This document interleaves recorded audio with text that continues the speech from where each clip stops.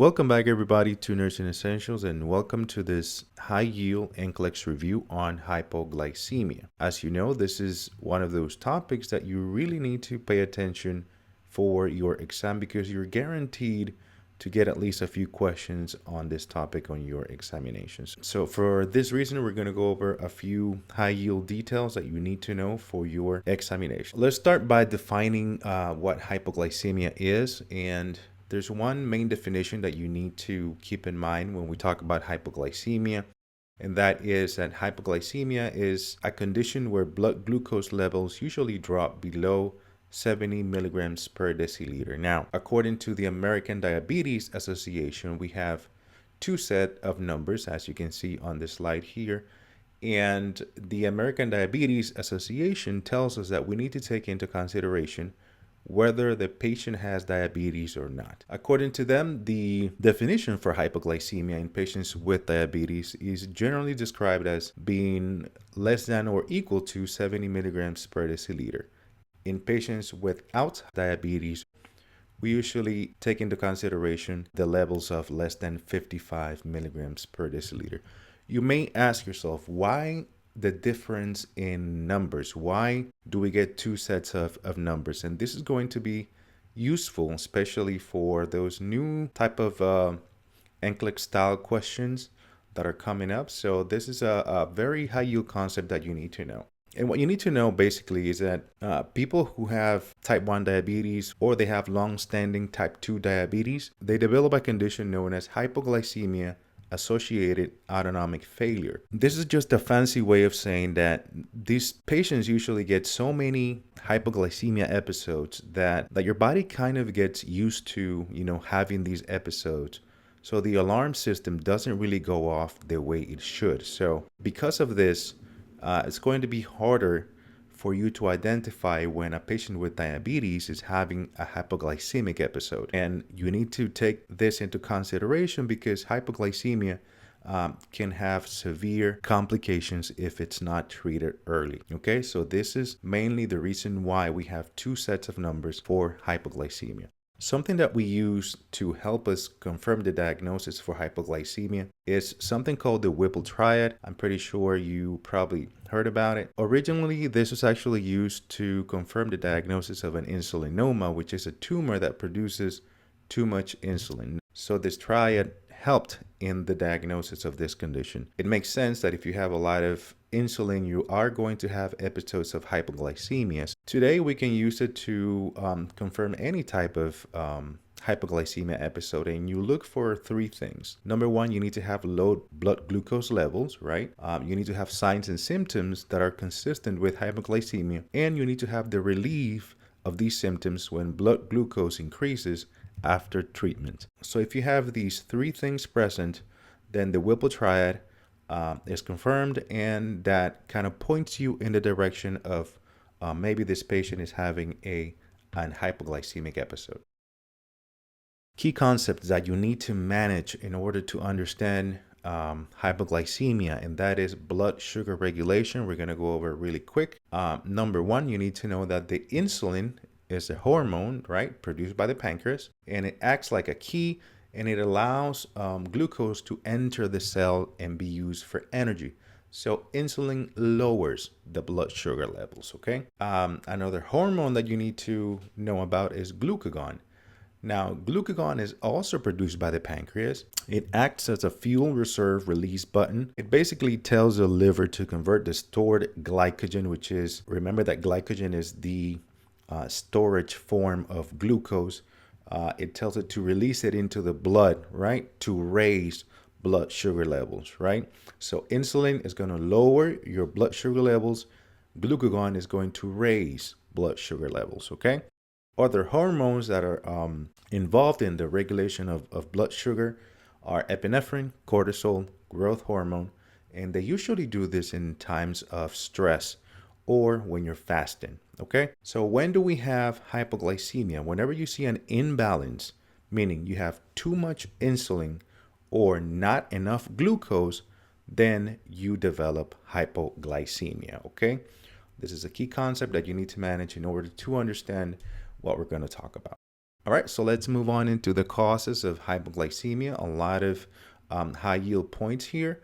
So how do you get hypoglycemia? What are you going to be tested on? Number one, remember, the number one cause of hypoglycemia is medication related. Usually too much insulin is a main cause, as a main cause of hypoglycemia, right? So ironically, people with diabetes are the ones who actually experience the most hypoglycemia episodes. Remember that we talked about the hypoglycemia induced autonomic dysfunction. Well, this is the reason why. And the reason for this is that, they usually have to take some type of glucose lowering medication, whether it's insulin or glipizide or something. But so because they're always trying to bring the levels of glucose down, you sometimes run into some issues with when you take too much medication or when you don't take it when you're supposed to. This is why patients with diabetes usually have the most hypoglycemic episodes. Now, also with oral antidiabetic drugs,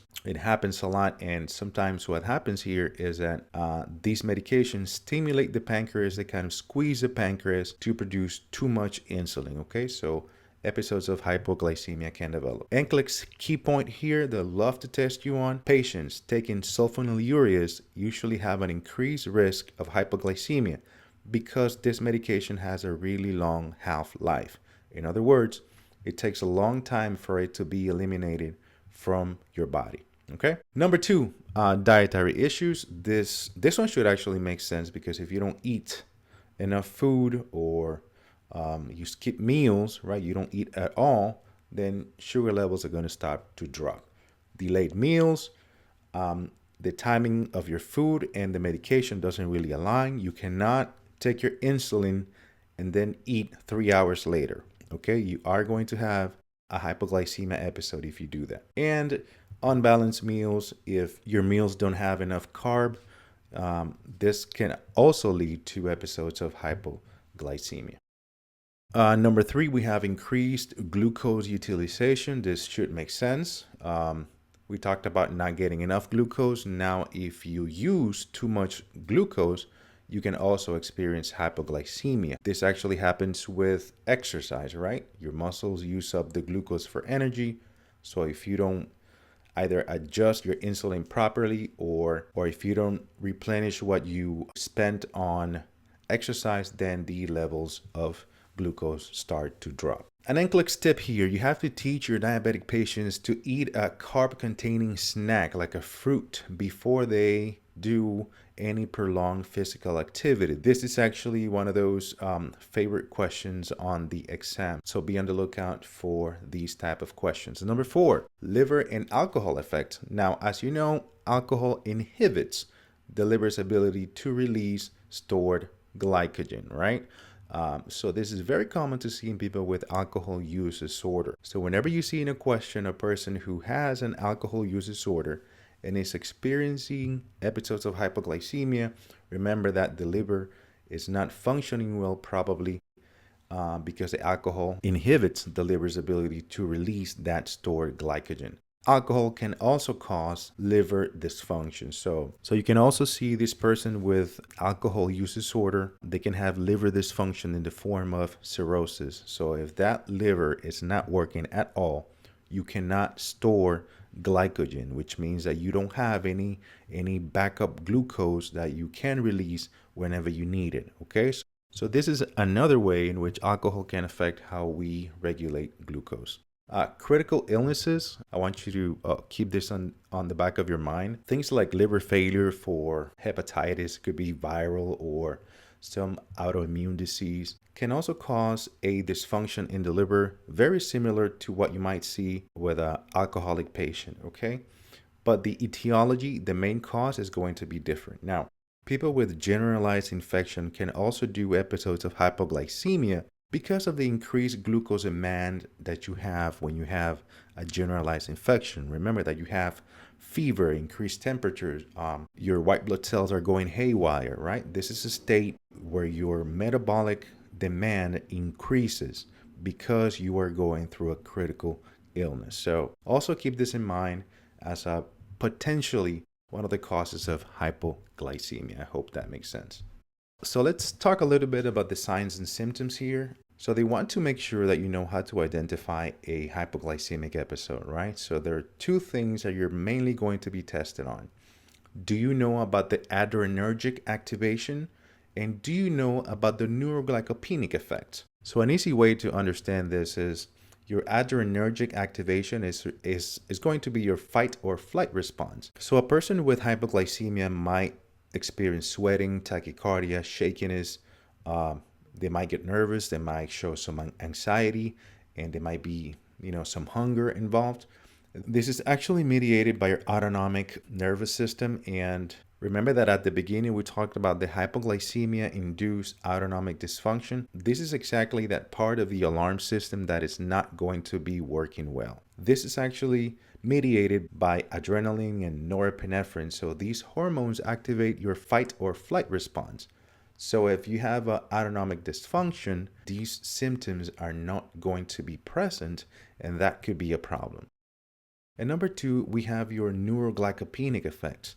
Now, the neuroglycopenic effects, you can think about it as just your brain is not getting enough glucose. That's basically what it means. What happens when your brain is not getting enough glucose? And by this point, this is actually more severe, right? So this is going to present more advanced in the hypoglycemic episode. So they're going to describe this patient as having irritability, confusion, drowsiness, blurred vision, seizures, or coma, right? If you see that, then you know that things are really going downhill. NCLEX alert here that I want you to keep in mind. Watch for unusual behavior in a patient on insulin. If that patient is on insulin, he probably has diabetes. So irritability or confusion may be the first sign of hypoglycemia, even before you see any of the adrenergic symptoms, or you may not even see adrenergic symptoms at all.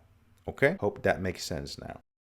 What to do when you see a hypoglycemic episode? They really want to know if you know how to treat a hypoglycemia episode. And the reason for this, like I said before, these hypoglycemic episodes can have devastating consequences. So this is actually very high yield for your examination. And one of the things that I want you to keep in mind for interventions is the rule of 15. So this is going to be for the immediate treatment of hypoglycemia. It's a series of steps that you take to treat a person with hypoglycemia. Number one, you give 15 grams of fast-acting carbohydrates. It could be something like 4 ounces of fruit juice, 3 or 4 glucose tablets, 1 tablespoon of honey or sugar. They could give you any of these as an option on a question, and any of these will be fine as an option, okay? Number two, so what you do is you wait 15 minutes and you recheck the blood glucose. Number three, if it's still below 70 milligrams per deciliter, you repeat with another 15 grams of carbs. Number four, once stabilized, you provide a snack, protein or carbs to prevent recurrence of this episode. So there are a few special situations that I want you to be aware because I love to test you on this. Number one, unconscious patient. If the patient is unconscious, you would administer glucagon 1 milligram intramuscular or 50% dextrose as an IV push. You do not give anything by mouth if the patient is not conscious, okay? The reason for this is that they might not be able to protect their airway and you have some other complications that you really don't want. So you would go the intramuscular route or an IV push. Hospitalized patients, of course, another special situation. You have to use the facility protocols, but usually in this case, you would do IV dextrose. It's going to be more times than not the first line option if there's an IV access available. Okay, so keep this in mind because I love to ask you about these two special situations. So let's go over your responsibilities as a nurse. For exam purposes, they expect you to monitor for early signs of hypoglycemia, recognize the populations at higher risk, elderly patients, especially due to the polypharmacy, and because in this population, there's a delayed symptom recognition. Patients with renal insufficiency, if your kidneys are not working you might not be able to eliminate that insulin from your body. So they can also do episodes of hypoglycemia because insulin stays longer in the body. Patients on beta blockers, a very high yield. So you need to watch out for people taking beta blockers because beta blockers actually mask the adrenergic symptoms like tachycardia. If you're giving a beta blocker, that tachycardia might not be present. Your interventions, do you follow the rule of 15? Do you administer glucagon or dextrose for severe cases? You want to make sure that you are aware of these things. Ensure proper meal timing and snack availability during medication peaks. This is also very high yield. And as far as education, they expect you to teach the patients to recognize early symptoms and how to use a glucometer. For education, you need to emphasize the importance of carrying fast-acting carbs like those glucose tablets and advise on the importance of meal regularity, especially if they're taking insulin, right? And we know the reason why. They also want you to explain medication timing to avoid hypoglycemia. And we know why you definitely want to do that. NCLEX alert that I want you to take away from this slide here is that beta blockers such as metoprolol. So whenever you see a patient taking this medication, be aware that it can mask early hypoglycemia symptoms like tachycardia. So you have to teach these patients to recognize neuroglycopenic signs like confusion. And let's go over a few NCLEX tips that I want you to take away to answer hypoglycemia questions. Number one, when in doubt, treat hypoglycemia first.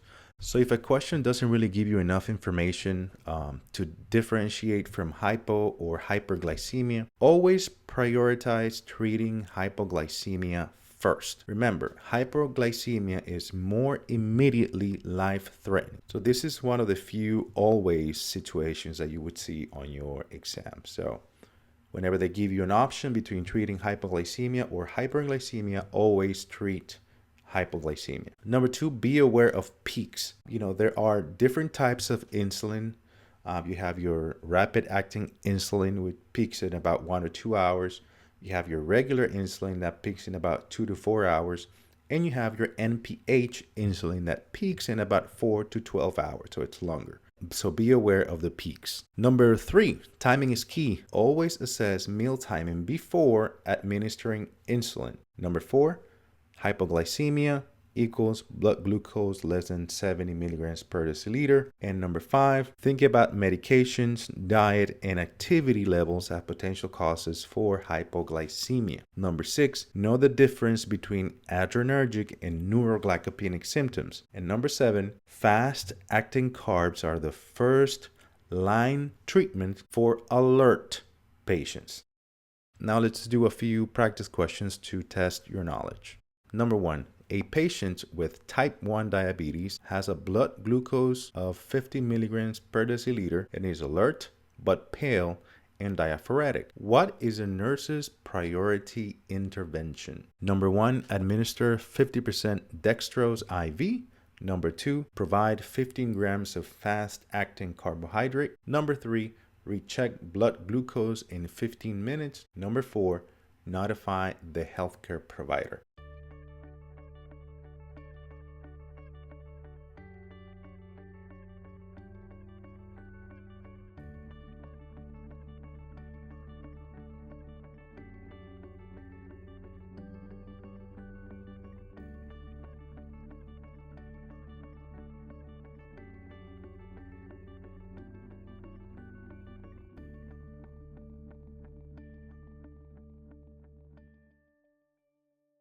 And the correct answer would be answer number two. Provide 15 grams of fast-acting carbohydrate. So remember, the patient is conscious, he can swallow, right? So the priority is to provide fast-acting carbohydrate. Remember the rule of 15. And remember that IV dextrose is reserved for unconscious or people who have severe symptoms, okay? Number two. A nurse is caring for a patient who is receiving intravenous insulin for hyperglycemia. The patient suddenly becomes irritable, tachycardic, and sweaty. What should the nurse do first? Number one, stop the insulin infusion. Number 2, administer 50% dextrose IV. Number 3, check the patient's blood glucose level. Number 4, notify the healthcare provider.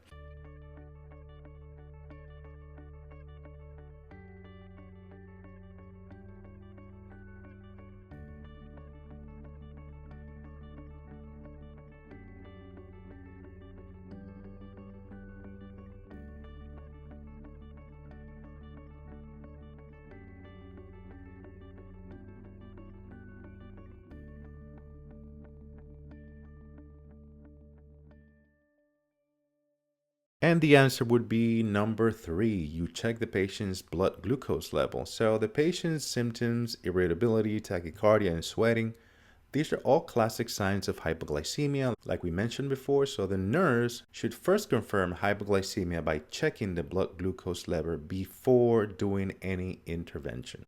Stopping the insulin, administering dextrose may be necessary, but not right now. You need to confirm that we have a hypoglycemia episode first. Number 3, a patient with diabetes is prescribed to take glipizide. Which statement by the patient indicates a need for further teaching? Number 1, I will take this medication with breakfast every morning. Number 2, I will monitor my blood sugar levels regularly.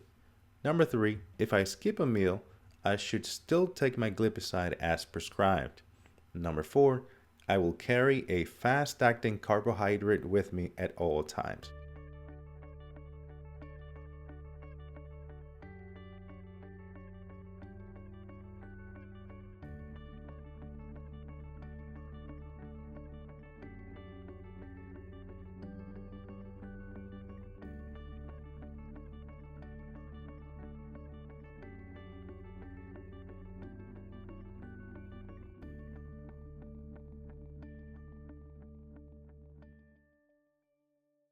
And the answer would be number 3. If I skip a meal, I should still take my glipizide as prescribed. Remember, these type of oral medications stimulate the release of insulin from the pancreas. Now, this can actually lead to hypoglycemia if the patient does not eat. So skipping a meal while taking glipizide increases the risk of hypoglycemia. So you need to teach these patients how to take the medication with meals and to avoid skipping meals, okay? The other 3 statements are correct and they demonstrate understanding. A nurse is teaching a patient about recognizing and managing hypoglycemia. Which statement by the patient indicates understanding? Number 1, I should only worry about hypoglycemia if my blood sugar levels is below 50 milligrams per deciliter. Number 2, if I feel shaky and sweaty, I should eat a candy bar right away. Number 3, I will check my blood sugar if I feel confused or dizzy, even if I don't think it's low. Number 4, hypoglycemia only happens to people who take insulin.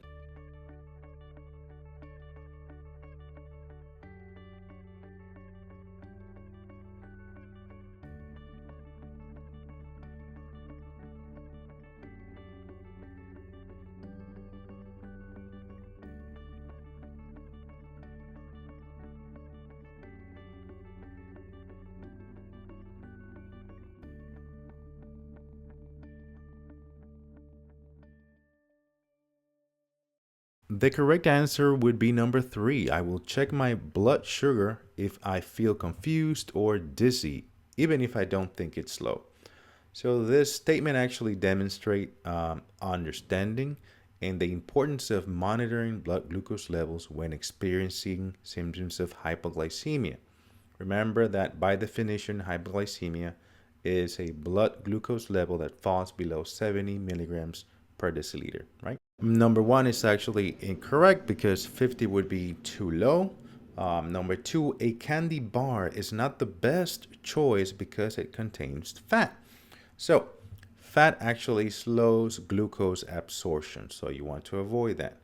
And hypoglycemia can occur in patients taking oral hypoglycemic agents, not just insulin. Number 5, a patient with diabetes is admitted to the hospital with severe hypoglycemia. The nurse administers 1 milligram of glucagon intramuscular. What should the nurse monitor after administering glucagon? Number 1, blood pressure and heart rate. Number 2, blood glucose levels and level of consciousness. Number 3, respiratory rate and oxygen saturation. Number 4, urine output and kidney function.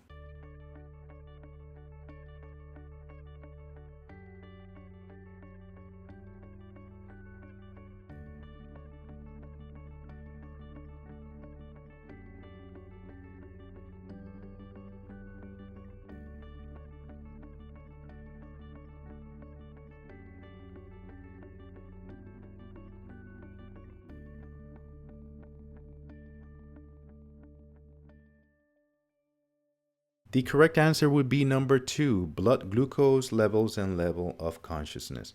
So after you administer glucagon, the nurse should monitor the patient's blood glucose levels to ensure that they rise to a safe range, and you need to assess the patient's level of consciousness for improvement. Remember the Whipple triad. Glucagon works by stimulating the liver to release stored glucose. So these are the most critical parameters to monitor. Blood pressure, heart rate, respiratory rate, and urine output, they're all important, but they're not the priority in this situation.